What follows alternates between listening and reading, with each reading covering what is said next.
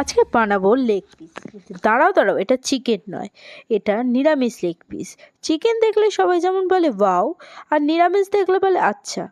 এই আচ্ছাকেই বানাবো। আরে বাহ, কি দারুণ জিনিস! নমস্কার বন্ধুরা, আজ আমরা বানাবো নিরামিষ লেগ পিস। নাম শুনে চমকে গেলেন না তো? ভাবছেন তো মদ ছাড়াই কি নেশা করছে নাকি? এটা সেই লেগ পিস যেটা খেলে মা বকবে না আর পঞ্জিকাও রাগ করবে না। প্রথমে আমাদের এই নকল মুরগির বডি বানাতে হবে। সয়াবিনকে সেদ্ধ করে এমনভাবে পেস্ট করুন যেন ওটা নিজের পরিচয় ভুলে যায়।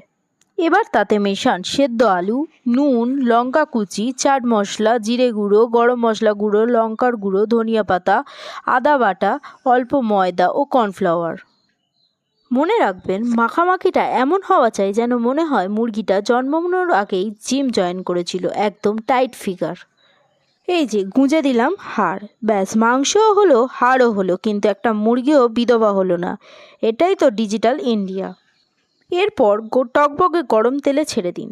তেলের যা দাম, সাবধানে ভাজবেন। মনে মনে ভাবুন, মুরগিটা রিলায়েন্সের শেয়ার হোল্ডার ছিল, তাই এত রাজকীয়ভাবে ভাজা হচ্ছে। আহা, কালারটা দেখুন, একদম রাস্তার মোড়ের কাকার দোকানের মতন, কিন্তু ভেজ।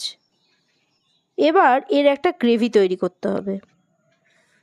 গ্রেভিটা বানানোর জন্য প্রথমে কড়াইতে অল্প তেল দিলাম। তেলের মধ্যে দিয়ে দিলাম অল্প পরিমাণে গোটা জিরে, তেজপাতা। এর মধ্যে আদা, কাঁচা লঙ্কা এবং টমেটোর পেস্টটি দিয়ে দেবো।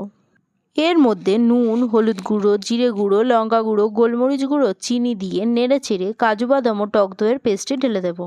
এটি একটু ফুটে উঠলে এর মধ্যে লেগ পিস দিয়ে অল্প পরিমাণে জল দিয়ে ফুটিয়ে নেব। লাস্টে দিয়ে দেবো অল্প পরিমাণে গরম মশলা এবং ধনিয়া পাতা। তৈরি আমাদের নিরামিষ লেগ পিস। এবার এটা কামড়ানোর চোখ বন্ধ করে ভাবুন আপনি কোনো বিয়েবাড়িতে বসে আছেন। যারা মঙ্গলবার বা শনিবার মুরগি খেতে না পেরে কান্নাকাটি করেন, তাদের জন্য এটা হলো পরমাত্মার শান্তি। ভালো লাগলে লাইক করুন আর ঘাসপাতা প্রেমী বন্ধুদের শেয়ার করতে ভুলবেন না। আর অবশ্যই চ্যানেলটিকে সাবস্ক্রাইব করবেন। আজকের মতন টাটা।